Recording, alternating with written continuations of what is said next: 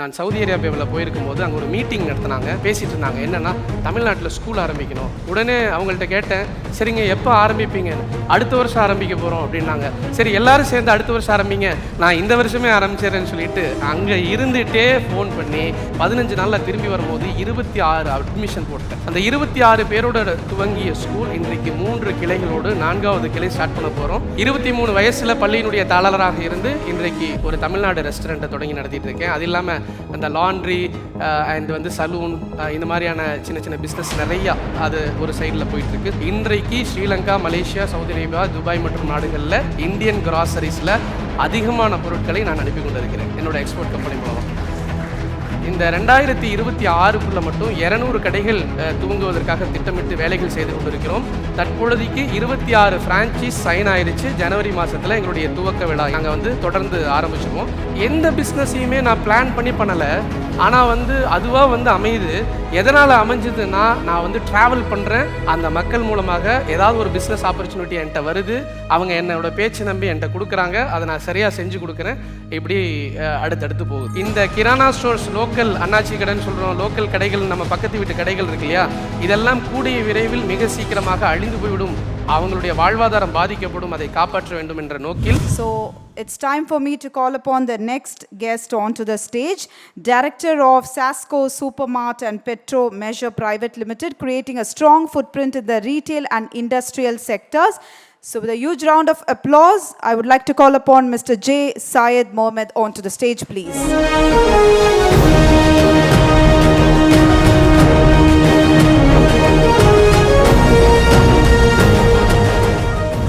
நான் கோயம்புத்தூர் பக்கத்தில், பொள்ளாச்சிக்கு பக்கத்தில் ஆனமலை அப்படின்னு சொல்லக்கூடிய ஒரு சிறிய கிராமத்தில் பிறந்தேன்.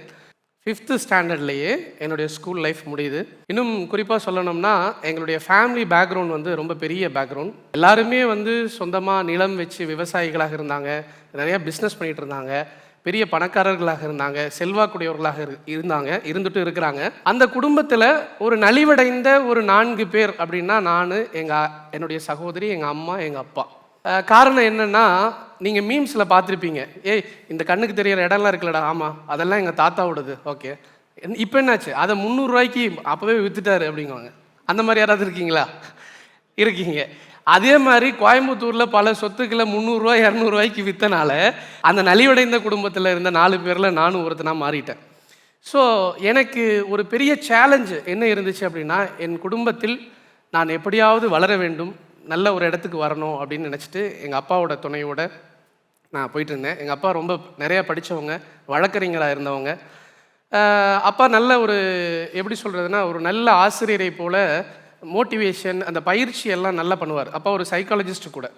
நான் சின்ன வயசில் இருக்கும்போது 5ஆம் வகுப்பு முடித்த உடனே என்னை அரபு கல்லூரி, அரபிக் காலேஜ்னு சொல்லுவாங்க, யாருக்காவது தெரியுமா? அரபிக் காலேஜில் கொண்டு போய் என்னை 7 இயர் கோர்ஸில் ஜாயின் பண்ணி விட்டுறாங்க. ஓகே, ஸோ என்னுடைய லைஃப் அப்படியே போயிட்டுருக்கு. 4 காம்பவுண்டு செவரு தான், வெளியே என்ன நடக்குது எதுவுமே எனக்கு தெரியாது. ஆனால் நான் அந்த கோர்ஸை கொஞ்சம் நல்லா படிச்சுக்கிட்டே இருக்கேன். இப்படி படித்து முடிச்சுட்டு வெளியே வர்ற நேரத்தில் அப்போ எங்கள் அப்பா சடனாக இறந்து போயிடுறாரு. காலையில் நல்லா இருக்கார், மதியானம் ஹார்ட் அட்டாக்ல இறந்துடுறாரு அப்பா. அப்பா இறந்த உடனே மீண்டும் ஒரு அடுத்த கட்டத்துக்கு ஒரு சுமை நம்ம மேலே இறங்குது. என்னென்னா, இன்னும் குடும்பத்தை தூக்கி பிடிப்பதற்கு, குடும்பத்தை வளர்த்துவதற்கு, குடும்பத்தை நடத்துவதற்கு அந்த குடும்பத்தில் உள்ள ஒரே ஒரு ஆண் வாரிசு நான் தான் இருக்கேன். ஸோ நான் எங்கேயாவது ஒரு இடத்துல விழுந்துட்டேன் அப்படின்னா அப்பாவுக்கு, எங்கள் ஃபேமிலிக்கு, எல்லாருக்குமே ஒரு பெரிய ஒரு இன்சல்ட் ஆயிரும். அப்படிங்கிறனால நான் என்ன செஞ்சுக்கிட்டேன் அப்படின்னா, எனக்குள்ளே நான் என்ன செஞ்சேன் அப்படின்னா, எப்படியாவது நம்ம நிறையா படிக்கணும் அப்படின்னு பிளான் பண்ணேன். நிறையா முன்னேறணும், பிஸ்னஸ் பண்ணணும், சீக்கிரமாக வளரணும் அப்படின்னு ஒரு முடிவெடுத்தேன். அப்போ என்னுடைய வயது 16. நான் படிச்சிருந்தது 5ஆம் வகுப்பு தான் படிச்சிருக்கேன். அது போக ஒரு அரபிக் கோர்ஸ் முடிச்சிருக்கேன், இவ்வளோதான். ஸோ இப்படி உள்ள சூழலில் அப்பா இறந்ததுக்கு பிறகு அப்பா ஒரு பெரிய ஒரு இது வச்சுருந்தார். என்ன, இந்த 7 இயர்ஸ் கோர்ஸ் முடித்த உடனே சவுதி அரேபியாவில் உள்ள மதீனா அப்படின்னு ஒரு பிளேஸ் இருக்குது, யாருக்கா தெரியுமா? சிட்டி. அங்கே த வேர்ல்டு பெஸ்ட் யூனிவர்சிட்டி ஒன்று இருக்குது. அங்கே போய் படிக்கணுங்கிறதுக்காக தான் இந்த கோர்ஸ் எடுக்க சொன்னார். ஸோ அங்கே படிக்கலாம் அப்படின்னு நினைக்கும் போது வசதி பெருசாக இல்லை. சரி, எப்படி நம்மளுடைய லைஃப்பை கண்டினியூ பண்ணுறதுன்னு யோசிக்கும்போது 16 வயசில் எப்படியாவது திரும்ப போய் நம்ம ஸ்கூல் படிப்போம், அப்படின்னு யோசிச்சுட்டு ஒரு டுட்டோரியல் காலேஜில் போய் ஒரு மாஸ்டர்கிட்ட நான் கேட்டேன், சார் நான் எஜுகேஷன் இந்த படிப்பை கண்டினியூ பண்ணணும்னு நினைக்கிறேன், நான் என்ன செய்யட்டும் அப்படின்னு. அப்போ உடனே அவர் சொன்னார், நீங்கள் 8th எழுதணும் ஃபஸ்ட்டு, அப்புறம் 10th எழுதணும். ஸோ அடுத்த மாதம் டிசம்பரில் உங்களுக்கு வந்து 8th எக்ஸாம் வருது, நீங்கள் அப்ளிகேஷன் போடுங்கன்னாங்க. நான் போட்டேன். சாட்டர்டே சண்டே மட்டும்தான் எனக்கு படிக்கிற டைமு. மண்டேலேருந்து அடுத்த ஃப்ரைடே வரைக்கும் 5 எக்ஸாம் எழுதுகிறேன், பாஸ் ஆகிறேன், ரிசல்ட் வருது. நான் வந்து ஒரு 60% மார்க்கை வந்து எடுக்கிறேன். அடுத்து அப்படியே அவர் என்ன சொல்கிறாரு டுட்டோரியல் மாஸ்டர், திரும்ப ஜனவரியில் ஒரு இது வருது, சாரி மார்ச்சில் ஒரு எக்ஸாம் வருது, நீங்கள் எழுதுறீங்களா, என்ன எழுதணும், 10th எழுதுங்க. மறுபடியும் எக்ஸாம் அப்ளிகேஷன் போடுறேன். திரும்பவும் அதே மாதிரி அரபிக் காலேஜில் லீவ் போட்டு இந்த முறை 1 month லீவு போடுறேன். 1 மாதம் பெரிய லீவ் கிடைக்குது. அந்த லீவில் வர்றேன், 10th படிக்கிறேன், ரிசல்ட் வருது. நான் வந்து 392 மார்க், 500 மார்க்குக்கு எடுக்கிறேன். அதுக்கு பிறகு எங்கள் மாஸ்டர் என்ன சொல்லுவார் அப்படின்னா, ஏண்டா நீங்கள் எல்லாம் 6th-லேருந்து 10th வரைக்கும் இவ்வளோ நாளாக படிக்கிறீங்க, இந்த மார்க் வரல, அவன் ஸ்கூல் பக்கமே போகல, அவன் எப்படி மார்க் வாங்கினான்? ஸோ இந்த இடத்துல தான் நமக்கு என்ன தேவைப்படுதுன்னா, ஒரு சின்ன நமக்கு ஏதாவது ஒரு வைராக்கியம் இருக்கணும்னு தெரியும் இல்லையா? என்னுடைய வைராக்கியம் எல்லாம் இறந்து போன எங்கள் அப்பா, அந்த குடும்பம், அந்த குடும்பத்தை எப்படியாவது நம்ம மீட்டு கொண்டு வரணும் அப்படிங்கிற ஒரு பெரிய ஏக்கம் இருந்துச்சு. அதனால் நான் படித்தேன். திரும்ப 10th முடித்த உடனே நல்ல மார்க்கை பார்த்த உடனே எல்லாரும் என்கிட்ட கேட்டாங்க, நீங்கள் டாக்டர் படிக்க போகிறீங்களா, நீங்கள் வந்து சார்ட்டர்ட் அக்கௌண்ட் படிக்க போகிறீங்களா, ஏன்னா என்னுடைய சிஸ்டர் வந்து சார்ட்டர்ட் அக்கௌண்ட், ஸோ படிக்க போகிறீங்களா அப்படின்னு ஒவ்வொரு கேள்வியாக வருது. அப்போ நான் ஒரே கேள்வி தான் கேட்டேன், எந்த படிப்பை படித்தா சீக்கிரமாக நான் பிஸ்னஸுக்கு வர முடியும்? எனக்கு வந்து +1 +2 அடுத்து ஒரு 6 years இதெல்லாம் டைம் கிடையாது. எந்த படிப்பை படித்தா நான் சீக்கிரமாக பிஸ்னஸுக்கு வர முடியும் அப்படின்னு யோசிக்கும்போது ஒரு பாலிடெக்னிக் காலேஜில் போய் நான் உட்கார்றேன். பாலிடெக்னிக் காலேஜில் கவுன்சிலிங் நடந்துகிட்ருக்குது. அந்த வருஷம் கவுன்சிலிங் நடந்துகிட்ருக்கு, கவர்மெண்ட் கவுன்சிலிங் நடந்துகிட்ருக்கும்போது அப்போ வந்து கம்ப்யூட்டர் சயின்ஸுக்கும் ஐடிக்கும் வந்து பயங்கரமான டிமாண்ட் இருக்கும் சீட்டில். ஒரே மார்க் எடுத்த நாங்கள் 2 பேர் நிற்கிறோம் ஆல்ஃபபெட் ஆர்டரில். எனக்கு முன்னாடி ஒருத்தர் நிற்கிறாரு, எனக்கு பின்னாடி நான் போகிறேன். உள்ளே போனோன்னே கவுன்சிலிங் ரூமில் போனோன்னு சொன்னாங்க, தம்பி நீங்கள் வந்து எம்பிசி கோட்டாவில் உங்களுக்கு வந்து நான் ஃபுல் பண்ணி இந்த க்ளோஸ் பண்ணிடுறேன், கம்ப்யூட்டர் உங்களோட ஒரு சீட்டு தான் பாக்கி இருக்குது, நான் முடிச்சிடுறேன், அது உங்களுக்கு தான் போட முடியும் அப்படின்னாங்க. உடனே சார் கம்ப்யூட்டர் போட்டுறாதீங்க சார் ப்ளீஸ் அப்படின்னேன். ஏங்க? இல்லை எனக்கு சிவில் போடுங்க அப்படின்னேன், சிவில் இன்ஜினியர் ஆகணும் நான். அப்போ உடனே என்ன சொன்னாங்க, அந்த ஹாலில் இருக்கிற ஸ்டாஃப்ஸ் வந்துட்டு, என்னப்பா எல்லாரும் கம்ப்யூட்டருக்கு ஆசைப்பட்டு எல்லாம் பயங்கரமாக காலையிலேருந்து இருந்துட்டு இருக்காங்க, நீ போய் சிவில் எடுக்கிறியா? இல்லை சார் எனக்கு சிவில் போதும் அப்படின்னு சொல்லிட்டு சிவில் இன்ஜினியர் எடுக்கிறேன். 3 ஆண்டுகள் படித்து முடித்து நான் ஒரு பாலிடெக்னிக்கில் முடித்த ஒரு சிவில் இன்ஜினியராக என்னுடைய கெரியரை ஸ்டார்ட் பண்ணலாம் அப்படின்னு ஃபீல்டுக்கு வரேன். நான் ஃபீல்டுக்கு வரும்போது என்னுடைய வயசு வந்து 19 வயது.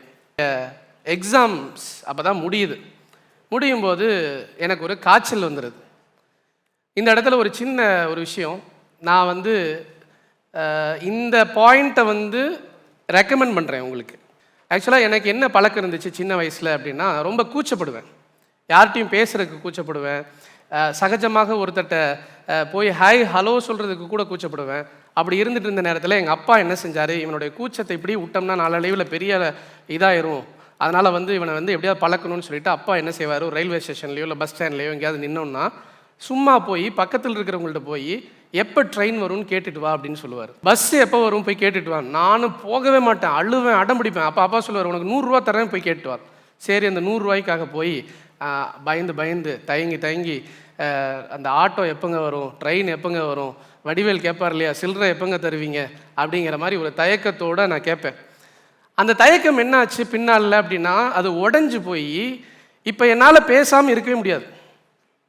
பக்கத்து சீட்டில் யாராவது உட்காந்தான்னா பார்ப்பேன், எப்போ ஹலோ சொல்லலாம், எப்படி பேச்சை போடலாம், எப்படி பேச்சை ஆரம்பிக்கலாம் அப்படின்னு யோசித்து பக்கத்தில் இருக்கிறவன்கிட்ட பேசாமல் என்னால் இருக்கவே முடியாது. ட்ரெயினில் போனாலும் சரி, ஃப்ளைட்டில் போனாலும் சரி, இங்கே வந்து உட்கார்ந்தாலும் சரி, எங்கே இருந்தாலும் பக்கத்தில் இருக்கிறவங்கள்ட்ட பேசாமல் என்னால் இருக்க முடியாது. யாராக இருந்தாலும் நான் டக்குன்னு என்ன செஞ்சிருவேன், ஹலோ சொல்லிட்டு பேச ஆரம்பிச்சிருவேன். ஆனால் அந்த கம்யூனிகேஷனுடைய டெவலப்மெண்ட் என்ன ஆச்சு அப்படின்னா, அது நாளடைவில் நான் ஒரு 5 நிமிஷமோ அல்லது 2 நிமிஷமோ நான் பேச ஆரம்பித்த உடனே அடுத்த அரை மணி நேரம் அவங்க என்கிட்ட ரொம்ப விரும்பி பேசுவாங்க. இதுதான் நான் சொல்ல வேண்டிய ஒரு பாயிண்ட் உங்களுக்கு. கம்யூனிகேஷன், அடுத்தது இந்த நெட்வொர்க்கிங். சும்மாவாது வழி தெரியும், ஆனால் அதை ஜிபிஎஸ் கன்ஃபார்ம் பண்ண, ஜிபிஎஸ் மேலே நம்பிக்கை இல்லாதனால என்ன செய்யறது, பக்கத்தில் ஒரு கடையில் நிறுத்தி வழி எப்படின்னு கேட்பேன். வழியை கேட்டுட்டு சும்மா போக மாட்டேன், சாப்பிட்டீங்களா அப்படின்னு கேட்டு போவேன். அது மாதிரி அந்த கம்யூனிகேஷனை டெவலப் பண்ணுறது, அந்த பண்பு வந்து என்ன ஆச்சு நாளடைவில் அப்படின்னா, எல்லாத்துட்டையும் பேச ஆரம்பித்தேன். கரெக்டாக இப்போ நான் சொன்னேன் இல்லையா, எக்ஸாமில் அப்போ எனக்கு ஒரு காய்ச்சல் வந்துச்சுன்னு சொன்னேன். திரும்ப கண்டினியூ பண்ணுறேன். காய்ச்சலுக்காக ஒரு டாக்டர்கிட்ட போகிறேன். டாக்டர்கிட்ட போகும்போது ஒரு நல்ல டாக்டர்கிட்ட வந்து அவங்க என்கிட்ட கேட்குறாங்க, இருமல் இருக்கா, சளி இருக்கா, எல்லாம் பேசி முடிச்சோன்னா டாக்டர்கிட்ட கேட்குறேன், மேடம் நீங்கள் வந்து இந்த ஊருக்கு புதுசாக இருக்கீங்களே, எப்போ கிளினிக் போட்டீங்க அப்படின்னு கேட்டேன். அவங்க சொன்னாங்க, நான் 1 மாதம் ஆச்சு போட்டேன். ஓகே பரவாயில்ல, நல்லா இருக்கா, கிளைண்ட்ஸ் எல்லாம் வர்றாங்களா, உங்களுக்கு பேஷண்ட்ஸ் எல்லாம் வர்றாங்களா, எப்படி போகுது அப்படின்னு நான் பேச்ச ஆரம்பிக்கிறேன். அவங்களுக்கு ஒரு சின்ன பையன் ஓவராக அதை எப்படி சொல்கிறது, ரொம்ப ஓவர் கான்ஃபிடென்ட்டாக பேசுகிற மாதிரி தெரியும் இல்லையா, என்னடா ரொம்ப பேசுகிறானே அப்படின்னு. இருந்தாலும் அடுத்த 2 நிமிடங்களுக்குள்ளே நான் சொன்ன மாதிரி அவங்க என்கிட்ட பேச ஆரம்பிச்சிட்டாங்க. பேச ஆரம்பித்தவங்க என்கிட்ட ஒரு ரெக்வஸ்ட் பண்ணாங்க, தம்பி நீங்கள் எனக்கு ஒரு உதவி பண்ணுங்கள், இந்த மெயின் ரோட்டில் எனக்கு இடமே கிடைக்க மாட்டேங்குது, ஆனால் நான் மெயின் ரோட்டில் கிளினிக் போடணும், ஒரு ஹாஸ்பிட்டல் கட்டணும்னு நினைக்கிறேன், நீங்கள் ஏதாவது இடம் வாங்கி தர முடியுமா, உங்கள் ஊருன்னு சொல்கிறீங்களே, வாங்கி தர முடியுமா அப்படின்னாங்க. சரி மேடம், நான் உங்களுக்கு வாங்கி தரேன் அப்படின்னு சொல்லிட்டு போயிட்டு மெயின் ரோட்டில் ஒரு நல்ல பிஸ்னஸ் நடந்துகிட்ருக்கிற ஒரு ஃபர்னிச்சர் ஷாப்பை போய் கேட்குறேன். அந்த ஓனரை பார்த்து, இந்த இடத்த நீங்கள் கொடுப்பீங்களான்னு. அப்போ உடனே அவர் பார்த்தாரு, உன் வயசு எவ்வளோ இருக்கும், ஒரு 19-20 இருக்கும் இல்லையா, நீ இந்த இடத்த விலைக்கு கேட்குற, அதுவும் நல்ல பிஸ்னஸ் நடந்துகிட்ருக்கிற இடத்த விலைக்கு கேட்குற. சரி, உன்னை வந்து நான் உனக்காக சொல்லலை, உன் குடும்பத்து மேலே எனக்கு நல்ல மதிப்பு இருக்குது, அதனால சொல்கிறேன், எல்லாம் 1.5 லட்சம் ரூபா ஒரு சென்ட் அப்படின்னு சொல்லுவாங்க, நான் 4 லட்சம் கொடுத்தீங்கன்னா தர்றேன் அப்படின்னு சொல்லி என்னை துரத்தி விட்டுறாரு. திரும்ப நான் இந்த டாக்டர்கிட்ட போய், மேடம் இந்த இடத்த நம்ம 4 லட்சம் ரூபாய்க்கு நான் பேசிட்டேன், உங்களுக்கு நம்ம வாங்கிடுவோம் அப்படின்னு நான் சொல்கிறேன். உடனே அவங்க நம்பலை. அப்போ அவங்க என்ன நினைக்கிறாங்கன்னா, சரி இந்த இடத்த இவ்வளோ விலை கொடுத்து வாங்கணுமா அப்படின்னு என்கிட்ட திரும்ப கொஸ்டின் பண்ணாங்க. அதுக்கு நான் திரும்ப சொன்னேன், மேடம் ஒரு சின்ன ரெக்வஸ்ட், ஆனால் உங்களுக்கு இன்னொரு பெரிய சர்ப்ரைஸ் என்னென்னா, அந்த 4 லட்சம் ரூபா இடத்துக்கு பின்னாடி உள்ள இடத்த வெறும் 1 லட்சம் ரூபாய்க்கு உங்களுக்கு பேசிட்டேன், ஸோ ஆவரேஜாக கால்குலேட் பண்ணிங்கன்னா உங்களுக்கு 2.5 lakhs தான் வரும் அப்படின்னு சொல்லி அதையும் அட்வான்ஸ் பண்ணி கொடுத்து அவங்களுக்கு அந்த இடத்த வாங்கி கொடுத்தேன். எனக்கு இன்னும் நல்ல ஞாபகம் இருக்குது, 19 வயது, ஒரு 2 கட்டு பணம், கரெக்டாக 1,20,000 ரூபாய் எடுத்து, இந்த பாருங்கள் இந்த இடம் வாங்கினதுக்கான கமிஷன் உங்களுக்கு நான் அது தர்றேன், இந்த 1,20,000 ரூபா பணத்தை உங்களுக்கு நான் தர்றேன்னு சொல்லி எனக்கு ஃபஸ்ட்டு டைம் என்னுடைய சம்பாதிச்ச பணம் அப்படின்னு நான் வாங்கினேன் அப்படின்னு நீங்கள் நினைக்கலாம்.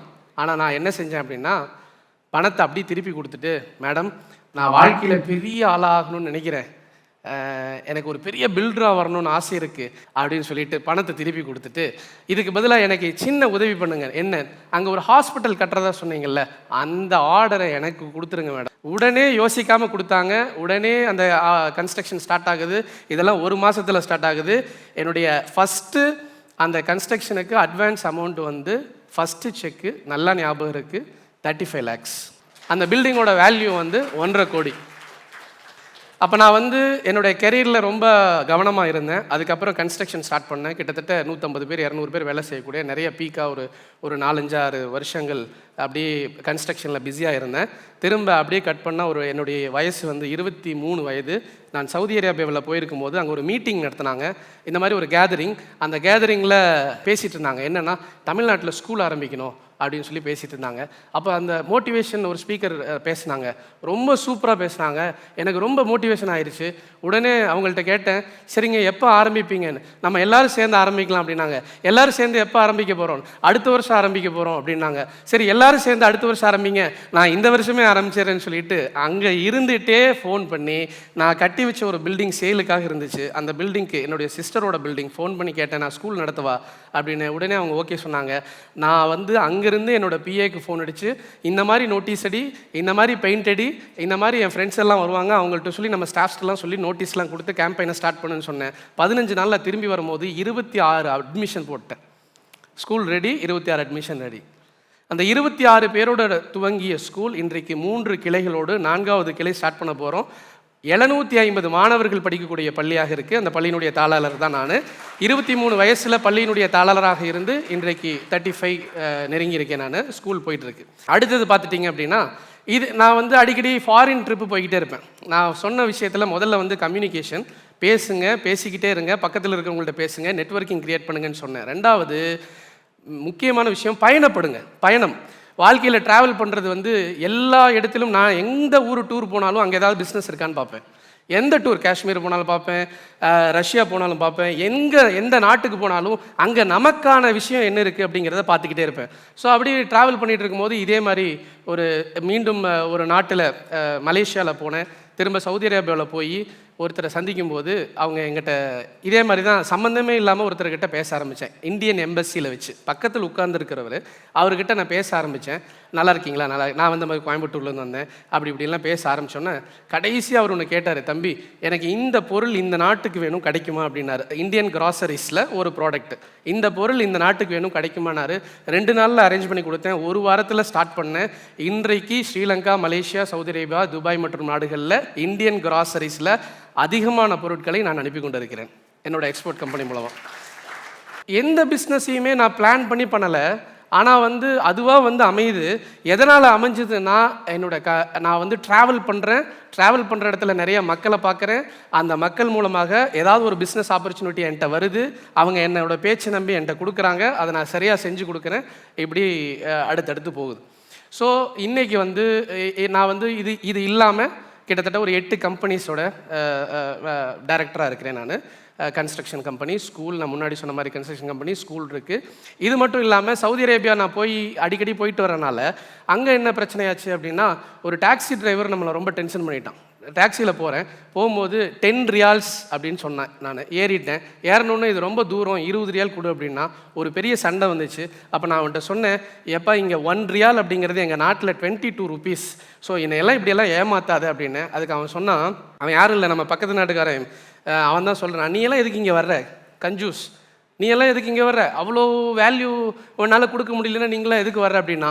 உடனே கோபம் வந்துச்சு. அவன் காரை விட்டு சண்டை போட்டு இறங்கிட்டு அங்கேயே போய் ஒரு பிஸ்னஸ் கன்சல்டண்ட்டை பார்த்து, எனக்கு இங்கே ஒரு கம்பெனி வேணும், 2வது இங்கே வந்து அந்த இக்காமான்னு சொல்லுவாங்க, அதாவது ரெசிடென்ட் ஐடி கார்டு அப்படின்னு சொல்லுவாங்க, ரெசிடென்ட் ஐடி கார்டு. அந்த ஐடி கார்டில் எனக்கு வந்து இப்போ பொதுவாக பார்த்தீங்கன்னா லேபர், சூப்பர்வைசர், ஷெஃப்பு, குக்கு, லோடிங், அன்லோடிங், இந்த மாதிரி நிறைய அந்த ஸ்டேட்டஸ் போட்டிருக்கும். நான் சொன்னேன், இருக்கிறதுலே பெரிய ஸ்டேட்டஸ் என்ன, இல்லைங்க அதெல்லாம் அரபுகளுக்கு தான் தருவாங்க, அதர் நேஷ்னாலிட்டிஸுக்கு தரமாட்டாங்க. இல்லை, அதுக்கு ஏதாவது ஒரு வாய்ப்பு இருக்கும் பாருங்கள். அப்போ நீங்கள் இவ்வளோ இன்வெஸ்ட் பண்ணணும், இவ்வளோ இன்வெஸ்ட் பண்ணி இந்த லைசன்ஸை நீங்கள் எடுத்திங்கன்னா உங்களுக்கு ஜென்ரல் மேனேஜர் வரும் அப்படின்னாங்க.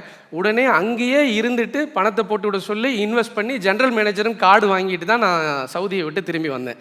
இப்போ சரி லைசன்ஸ் எல்லாம் எடுத்துட்டோமே, என்ன செய்கிறது அப்படின்னு யோசிக்கும் போது சாப்பிட்றதுக்கு ரொம்ப கஷ்டப்பட்டோம். தமிழ்நாட்டு சாப்பாடு கடை இல்லாமல், கேரளா கடை கிடைக்கும், பெங்களூரோடது இருக்கும், தமிழ்நாட்டுக்கு கடை இல்லை.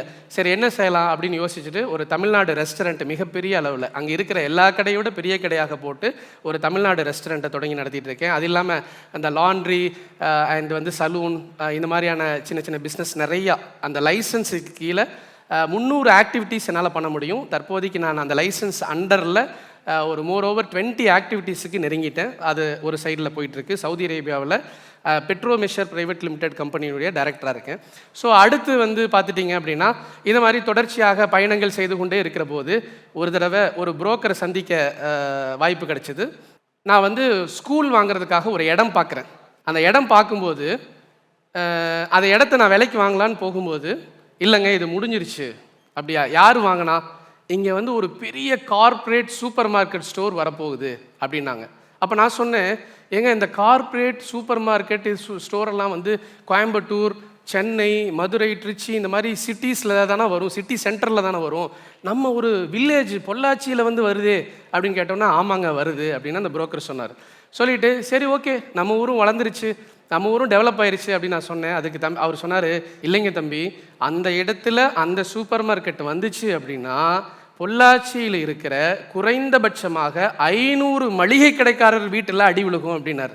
அப்போ என்னங்க ஏன் அப்படின்னு நான் திரும்ப கேட்குறேன். இல்லைங்க மக்கள் வந்து அப்படி போயிடுவாங்க, இங்கே எல்லாத்துக்கும் கஷ்டமாயிரும். ஸோ நான் வந்து ஒரு மளிகை கடை வச்சுட்டு என் ஒய்ஃபை கடையில் விட்டுட்டு அந்த வருமானம் பத்தலைங்கிறனால தான் இந்த மீடியேஷன் ஒர்க்கு புரோக்கராக இருந்து நான் உங்களுக்கு லேண்டு காமிச்சு கொடுத்து வந்திருக்கேன். ஸோ இது வந்து மிகப்பெரிய எங்களுக்கெல்லாம் ரொம்ப பாதிப்பு ஏற்படுத்தும் அப்படின்னாரு. ஏதாவது ஒன்று இதுக்கு ஒரு முடிவு கட்டணும். உடனே நைட்டே எடுத்து எல்லாத்தையும் படிக்கிறேன். யார் இந்த சூப்பர் மார்க்கெட், எங்கேருந்து வருது, பணம் யாருக்கு போகுது, பணம் எங்கேருந்து வருது, லாபம் எத்தனை வேலைக்கு போகுது, ஷேர்ஸ் எத்தனை பேர், எல்லா டீட்டெயிலையும் டோட்டலாக கலெக்ட் பண்ணி பார்க்கும்போது ரொம்ப பெரிய ஒரு வருத்தமான செய்தி என்னென்னா, எப்படியும் நம்ம நாட்டு மக்களோ இல்லை தமிழ்நாட்டு மக்களோ முன்னேற போகிறது இல்லைன்னு தெரிஞ்சுது. சரி உடனே நம்ம என்ன செய்யலாம், இதுக்கு ஏதாவது ஒரு சொல்யூஷன் எடுப்போம்னு சொல்லிட்டு அதுக்கான எக்ஸ்பர்ட்ஸ் கிட்ட போயிட்டு இதை வந்து எனக்கு இப்படியான திட்டம் எனக்கு வேணும். அதாவது நான் எப்போவுமே ஒரு R&D டீம் வச்சுருப்பேன். ஸ்கூலில் இருக்கிறனால R&D டீம் இன்டெலெக்சுவல்ஸ் வெளிநாடுகளில் இருக்கக்கூடிய என்னுடைய பிரதர்ஸ் அடுத்து எல்லாத்தையுமே நான் வந்து வச்சுருப்பேன். என்னன்னு பார்க்கும்போது இந்தோனேஷியாவில் யாரெல்லாம் போயிருக்கீங்க? இந்தோனேஷியாவில் ஆல்ஃபா மார்ட்னு ஒரு கடை இருக்குது, 22,000 ஸ்டோர்ஸ் இருக்குது ஒரு நாட்டுக்குள்ளே.